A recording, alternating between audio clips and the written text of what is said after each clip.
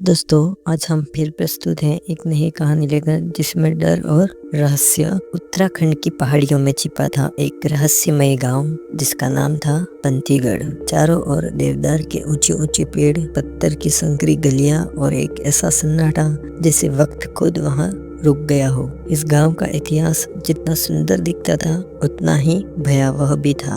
गांव के चौर पर स्थित एक वीरान हवेली, जिसे लोग काली हवेली कहते थे, जो डर का केंद्र हुआ करती थी। लोगों का कहना था कि वहाँ एक तस्वीर टंगी है जो सिर्फ देखी नहीं जाती, महसूस की जाती है। एक औरत की तस्वीर, चेहरा सौम्य पर आंखें ऐसी कि सीधा जहन चीर जाए। गांव के बुजुर्ग बताते थे कि जिसने भी उस तस्वीर को छूने या हटाने की कोशिश की, वो या तो पागल हो गया या फिर गायब हो गया, जो कभी न दिखा। शहर से आया एक फोटोग्राफर, जिसका नाम था राजीव मिश्रा, इन किस्सों को सुनकर उत्साहित हो गया। वो परछाइयों और अलौकिक तत्वों पर काम करता था और चाहता था कि उसे ऐसा कुछ मिले जो कैमरे में नहीं, कहानी में जिंदा हो। गांव वालों ने उसे मना किया कि मत जाओ बेटा, ये तस्वीर सिर्फ देखती नहीं, निगल भी लेती है। पर राजीव को रोमांच ज्यादा भाया और वो इस लक्ष्य के लिए निकल गया। अगली सुबह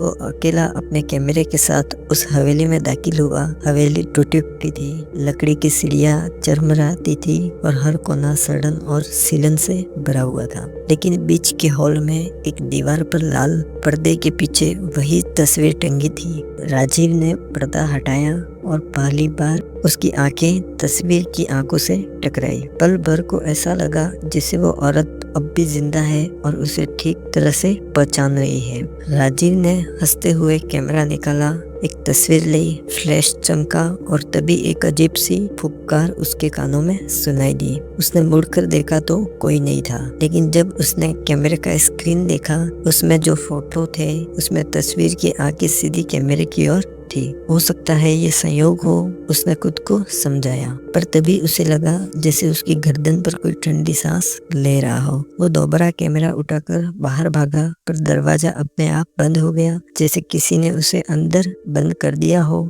तभी तस्वीर में लगी आंखें अब बाईं ओर घूमी, यानी ठीक उस जगह जहाँ राजीव खड़ा था। अब वो डर गया, पूरे शरीर में कंपन दौड़ गया।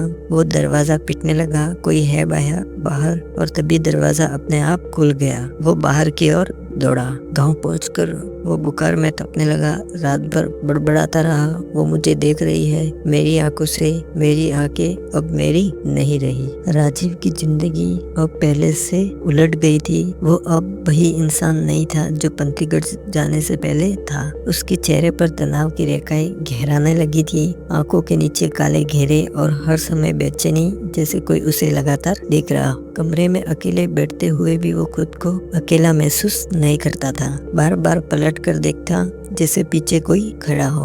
और सबसे डरावनी बात यह थी, वो तस्वीर जिसे उसने हवेली में कैमरे से खींचा था, उसकी लैपटॉप स्क्रीन पर गायब थी।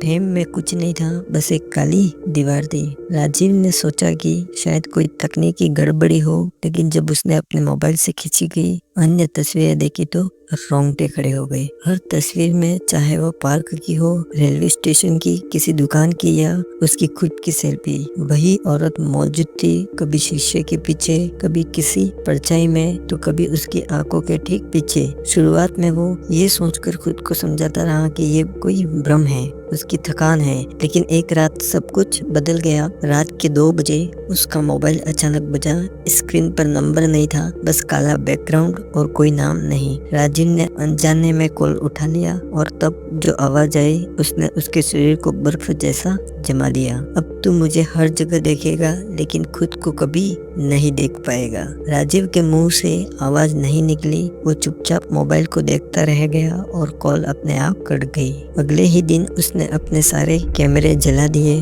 फोटो एल्बम फाड़ डाले, कंप्यूटर का हार्ड डिस्क निकालकर तोड़ दिया। उसने खुद को शीशों से दूर कर दिया, अपने घर की हर चीज पर काले कपड़े डाल दिए, लेकिन डर फिर भी कम न हुआ। अब वो जब भी आईने में खुद को देखता तो उसमें सिर्फ वही औरत दिखाई देती। राजीव गला दबाकर चीखता, तू कौन है, मुझे क्यों दिख रही है? जवाब सिर्फ वही आंखें देती, गहराई से घूरती बिना झपकाए। राजीव ने हार मान ली। वो वापस पंतीगढ़ गया। गांव वाले उसे देख हैरान थे। बिखरे बाल, सूखी आंखें और होठों पर डर चिपका हुआ। वो सीधा मंदिर गया जहाँ गांव का सबसे पुराना पुजारी बैठता था। राजीव ने सारा किस्सा सुनाया। पुजारी पहले चुप रहा, फिर बोला, जिसे तू तस्वीर समझ रहा है वो एक बद्दुआ है। राजीव कांपते हुए पूछ बैठा, कौन थी वो? पुजारी ने कहा, उसका नाम रमा देवी था। कई साल पहले गांव की सबसे सुंदर और रहस्यमयी स्त्री थी।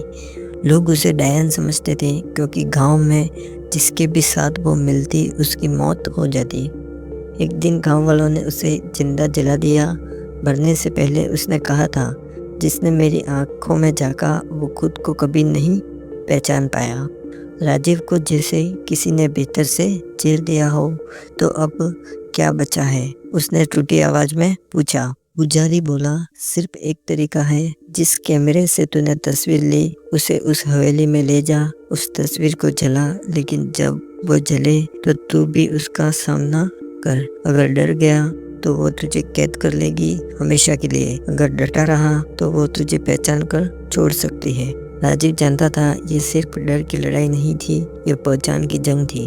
अगर वो नहीं गया तो वो तस्वीर उसकी आत्मा में समा जाएगी और फिर वो पूरी दुनिया के कैमरों में दिखेगा, हर फ्रेम में, हर कोने में। राजीव ने कैमरे को वापस जोड़कर तैयार कर लिया और अगली रात हवेली के लिए निकल पड़ा। राजीव रात के लगभग 11 बजे पंतीगढ़ की उस काली हवेली के सामने पहुंच गया। चारों तरफ काली धुंध फैली हुई थी और हवा में जले हुए लकड़ी की गंध घुली थी। हाथ में वही कैमरा जो कभी उस अभिशप्त तस्वीर को कैद कर चुका था। उसने मंदिर से मिली राख अपने माथे पर लगाई और एक छोटी सी कटोरी में सरसों का तेल और रुद्राक्ष डाला। पुजारी ने कहा, यही अग्नि और आत्मा का साक्षी बनेंगे। हवेली के अंदर घुसते ही वो पुरानी खामोशी फिर से गूंज उठी। लकड़ी की सीढ़ियाँ पहले जैसे ही चरमरा रही थी, दीवारें सड़ांध मार रही थी और ठीक उस जगह दीवार पर वही तस्वीर जस की तस टंगी हुई थी। लेकिन इस बार कुछ बदला हुआ था। तस्वीर में अब सिर्फ वो औरत नहीं थी, उसकी आंखों के पीछे, बहुत पीछे राजीव का ही चेहरा हल्के हल्के उभर रहा था। राजीव का गला सूख गया। उसने डरते हुए मोमबत्तियां जलाई और धीरे से तस्वीर को दीवार से उतारा। जैसे ही उसने हाथ में लिया, हवेली की दीवारों से एक धीमा लगातार सिसकियों जैसा स्वर गूंजने लगा। मैं माफी चाहता हूँ, राजीव ने तस्वीर की ओर देखते हुए कहा। तभी कमरे का तापमान अचानक गिर गया। सांसें धुआं बनकर बाहर आने लगी। उस क्षण तस्वीर की आंखें एक बार फिर हिली, इस बार सीधी राजीव की आंखों में घुसती हुई और तभी हवेली की सारी दीवारें कांपने लगी। तस्वीर की सतह से एक काला धुआं निकलने लगा, जैसे उसमें कोई आत्मा बंधी हुई हो। वो धुआं राजीव के चारों ओर फैलने लगा।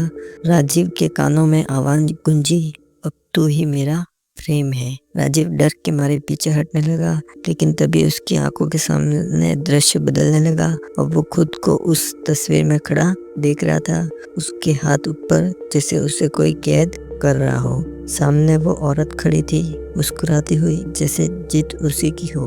नहीं नहीं, राजीव चिल्लाया और एक झटके में उसने तस्वीर को तेल में डुबो दिया और जलाने के लिए माचिस लगाई। जैसे ही आग लगी, तस्वीर चिकने लगी। हाँ, सचमुच चिकने। और उस चीख में न सिर्फ उस औरत की पीड़ा थी, बल्कि उन सभी की चीखें शामिल थी जो कभी उसकी आंखों में झांक चुके थे। कमरा आग की लपटों में गिर गया। राजीव को लगा अब उसकी भी मौत निश्चित है, लेकिन जैसे ही तस्वीर पूरी तरह जली, एक तेज विस्फोट सा हुआ और सब शांत हो गया। अगली सुबह गांव वाले डरते हुए हवेली के पास पहुंचे। वहां आग से जमीन जली हुई थी, कुछ राख और एक कैमरा आज जला, लेकिन अब भी चालू। गांव वालों ने जब कैमरा ऑन किया तो उसमें सिर्फ एक वीडियो फाइल थी, last frame by Rajiv Mishra. उन्होंने प्ले किया। वीडियो में राजीव बैठा था, उसके पीछे की तस्वीर की राख उड़ रही थी। वो कैमरे में देख रहा था, आंखों में कोई डर नहीं, बस शांति। राजीव बोल रहा था, अगर तुम ये वीडियो देख रहे हो तो शायद मैंने उससे मुक्त कर दिया है, या शायद अब मैं ही उसकी जगह ले चुका हूँ। लेकिन एक बात याद रखना, कभी किसी की आंखों को हल्के में मत लेना। कभी कोई तस्वीर सिर्फ कला नहीं होती, वो आत्मा भी हो सकती है।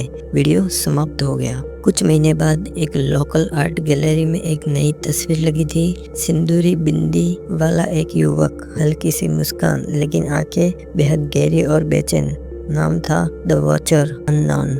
लोग कहते हैं जो भी उस तस्वीर के सामने जाता है उसे लगता है वो चेहरा उसकी हरकत को देख रहा है, और कभी कभी तस्वीर की आंखें भी हिल जाती हैं। तो अगली बार आप भी किसी ऐसी तस्वीर को देखें तो ध्यान रखें, तस्वीर जो बदल रही है, कहीं ऐसा तो नहीं कि तस्वीर आपको देख रही है। तो दोस्तों, आपको ये कहानी कैसी लगी, जिसमें डर था, रोमांच था, और एक युवक जिसको नई जगहों का और भूतिया जगहों को देखने का रोमांच था, किस प्रकार उसके साथ घटना घटी। तो दोस्तों, ऐसी कहानियों के लिए हमारे वीडियोस को लाइक करें और चैनल को सब्सक्राइब करें। धन्यवाद।